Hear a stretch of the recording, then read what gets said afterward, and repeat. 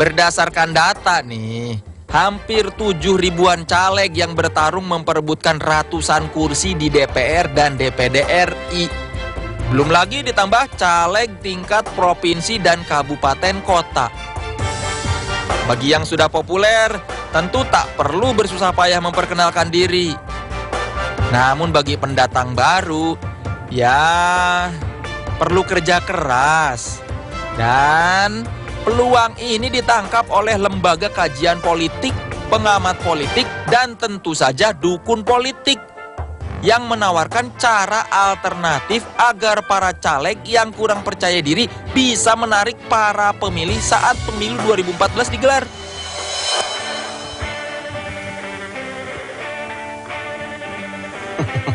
Tatap mata saya. Gaya kan ya? Sebenarnya saya penasaran ya, kalau di luar negeri ya, macam di Amerika Serikat lah, itu perpolitikan mereka pada pakai paranormal juga nggak ya? Jangan-jangan Barack Obama juga pakai penasehat spiritual? Kita aja nggak tahu ya. Atau emang Barack Obama mah udah percaya diri, jadi nggak perlu datang tuh ke penasehat spiritual atau ke dukun. Sebenarnya kan ribet ya. Bayangin deh saudara-saudara, kalau datang ke dukun itu kan banyak banget ritualnya. Pakai rambut ini, bulu itu, tulang ini, mandi di sini, mandi di sana. Atau jangan-jangan itu ya yang mereka cari, seni ritualnya. Semakin ribet, semakin asyik. Dan yang penting, ke dukun kan nggak melanggar komisi pemilihan umum, ya nggak? Bagaimana? Tatap mata saya pakai kacamata. Pak, saya datang ke sini mungkin ada tujuan yang paling utama.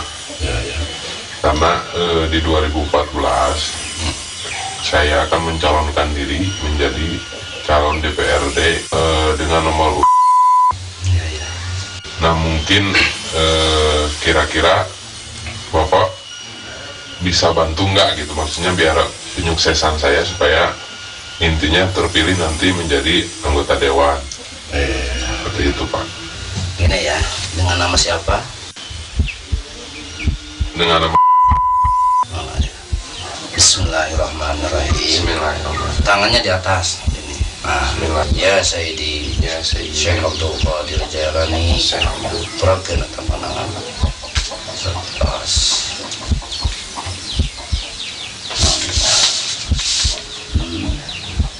Nahas, ya. Nahas teh, apes, gitu. Ya. Apes. Nah, ini tapi kan zaman sekarang gitu bukan apa-apa ya. Ya, karena kebanyakan gitunya materi yang dikejar. Kadang-kadang susah mengenali ini emang orang pintar bisa menjadi menuntut yang benar atau sekadar kedok gitu. Ya, kalau masalah mahar itu ya, kalau ke bapak sih nggak tahu gitu, nggak suka. Gini ya harus bayar segini nggak? Kecuali misalnya seperti bapak ya beli alatnya seperti ya Japaron musik itu kan beli. Gitu. Mau beli sendiri ya boleh. Meski teknologi sudah canggih dan manusia sudah mendarat di bulan, namun dukun masih menjadi alternatif jalan kemenangan bagi sebagian pencari kekuasaan. Boleh saja tingkat elektabilitas calon legislatif dan partai rendah dari berbagai hasil survei. Namun ucapan dan nasihat sang paranormal bisa menjadi analisa mujarab bagi si pasien politik. Kalau daerah kita, apalagi di daerah selatan di sini cukup kental dengan aura magisnya. Di daerah sebetulnya di daerah saya sendiri pun seperti itu, tapi ya tadi tergantung kita menyikapinya seperti apa. Tapi kalau bagi saya sendiri hal seperti itu nggak terlalu saya kedepankan. Ya ada sampai begini, dia sampai menawarkan, Kang katanya kalau kita akan bisa merubah total suara atau suara yang ada gitu kan, kita bisa merubah suara dalam kotak dan sebagainya. Hal itu kan menurut saya tidak logis gitu kan. Kalaupun iya dia bisa melakukan itu, kenapa nggak dukunnya aja yang nyalegan? Saya pikir begitu. Iya. Gitu.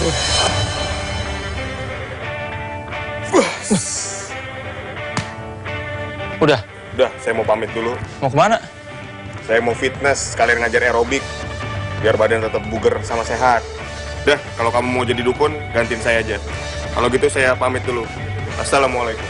Waalaikumsalam.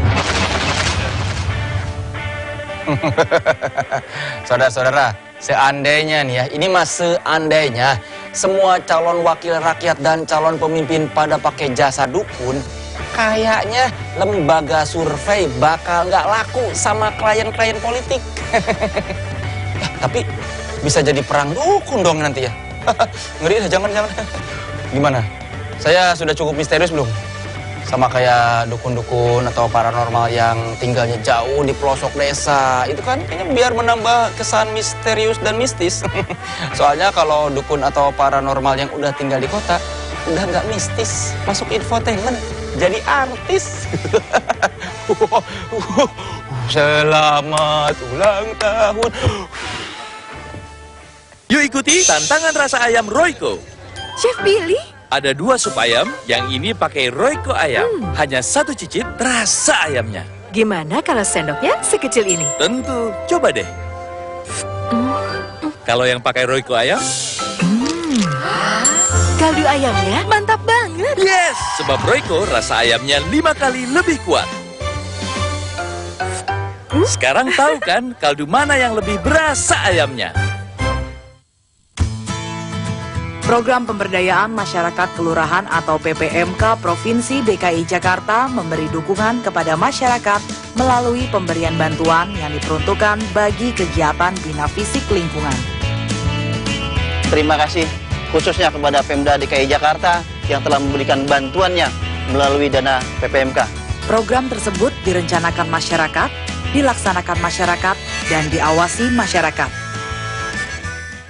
Cyrus Jet dengan dual core processor dan OS Jellybean, chatting, gak pakai jam basir atau cabut baterai. Dilengkapi dengan QWERTY keyboard, ngetik pun jadi lebih nyaman dan akurat. Cyrus Jet bikin gaya chatting kamu lebih eksis. Kunjungi cyruspet.com. Nilai pelajaran anak Anda tiba-tiba menurun? Ternyata penglihatan mereka terganggu atau menderita rabun jauh, sehingga perlu memakai kacamata minus. Bila sudah berkacamata, setiap tahun ukurannya akan terus bertambah. Aktivitas setiap hari seperti menonton TV, belajar di depan komputer, main game menjadi pemicu menurunnya daya penglihatan. Semua hal ini menyebabkan melemahnya otot siliaris mata. Otot siliaris berfungsi untuk menggerakkan lensa mata sehingga bisa menjaga titik fokus mata, baik pada saat melihat dekat maupun jauh. Otot siliaris yang lemah inilah yang menyebabkan mata minus atau rabun jauh. Kini telah hadir Eyebright dengan solusi terbaru untuk mencegah dan mengobati mata minus. Eyebright menggunakan teknologi pencitraan 3 dimensi untuk melatih otot siliaris mata. Teknologi ini memungkinkan mata melihat objek dekat, jauh, dekat, secara berulang-ulang, seperti melakukan senam mata. Hasilnya, otot siliaris kembali elastis, sehingga penglihatan membaik. Selain itu, dikombinasi dengan akupuntur tradisional yang dikemas dengan teknologi modern, jarum akupuntur diubah menjadi sinyal digital frekuensi rendah di 7 titik akupuntur mata. Kombinasi pemakaian selama 10 menit dengan akupuntur digital akan menjadikan mata lebih rileks, yang otomatis membuat daya penglihatan pun meningkat. Penggunaan Eyebright selama 15 menit akan terasa bedanya. Mata menjadi nyaman untuk melihat karena lensa mata dan otot siliaris kembali berfungsi normal. Akibatnya, daya penglihatan membaik dan objek menjadi semakin jelas. Terapi miopia dengan Eyebright menjadi mudah dan praktis, dan hasilnya benar-benar terasa. Menggunakan Eyebright dalam jangka panjang secara kontinu akan mampu mengatasi miopia ringan. Untuk miopia sedang sampai berat, penggunaan Eyebright akan menurunkan ukuran kacamata minus. Eyebright bisa dipakai untuk mereka yang tidak berkacamata karena efektif untuk pencegahan miopia dan relaksasi mata. Metode terapi miopia dengan Eyebright ini sebenarnya sudah lama dikenal di Amerika. Hasilnya pun sangat memuaskan. Semula anak saya berkacamata minus 2,5. Setelah memakai Eyebright, minusnya pun berkurang dan bebas dari kacamata. Dapatkan Eyebright sekarang untuk pengobatan, perawatan agar tidak terkena miopia. Hubungi Jako. Program Pemberdayaan Masyarakat Kelurahan PPMK Provinsi DKI Jakarta bermanfaat memberi dukungan kepada masyarakat melalui kegiatan Bina Sosial. Kegiatan Bina Sosial tersebut meliputi berbagai pelatihan keterampilan untuk masyarakat. Dengan pelatihan tersebut diharapkan dapat mendukung terciptanya lapangan pekerjaan, meningkatkan partisipasi masyarakat, dan masyarakat lebih mandiri. Program tersebut direncanakan, dilaksanakan, dan diawasi oleh masyarakat. It's time to update your taste. Satu-satunya makeup yang bumbunya sedap, bal-balnya nyes banget. I love it. Lo harus coba. Update time. Update rasa lo. Di Sudah Club baru. Dari apapun terjadi, ini negeriku. Di sini aku lahir, di sini tanah air. Tidak ada yang paling dia sukai selain perbaikan-kebaikan. Orang yang beramal salih dengan cara segera, dengan cara cepat akan Allah memberikan balasan kehidupan yang Damai istimewa. Indonesia di TV One memang beda. Yang dipersembahkan oleh Wadimor tentu sarung. Wadimor tentu sarung kita. No, Pilih Dana More Lebih, bebas biaya admin, cashback, transfer termurah, dan gratis tarik tunai. Gratis asuransi jiwa dan banyak hadiahnya. Tabungan Dana More Lebih.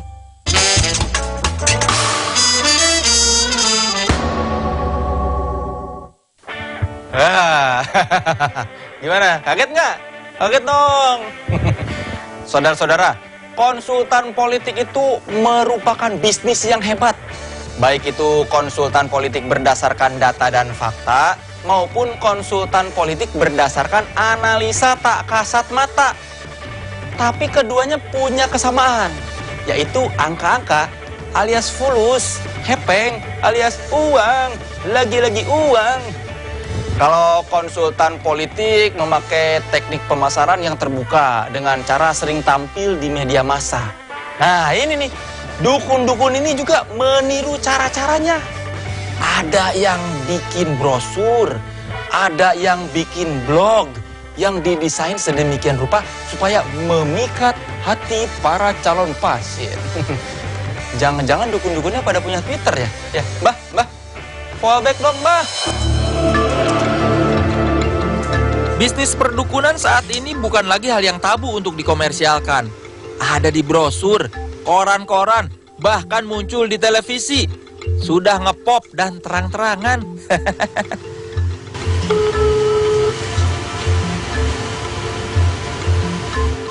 Waalaikumsalam, benar ini Pak Haji Desembrian?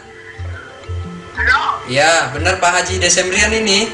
Oh iya, Nah, dari mana? Dari TV One, saya mau wawancara, bisa Pak? Oh bisa, TV One. Bisa wawancara Pak? Bisa, dapat, sekarang. Berapa? Bapak di mana sekarang Pak? Ya, tahu kan alamatnya kenanya. Itu murid saya. Oh iya. Oke lah, nanti kita ngobrol banyak Pak di sana Pak.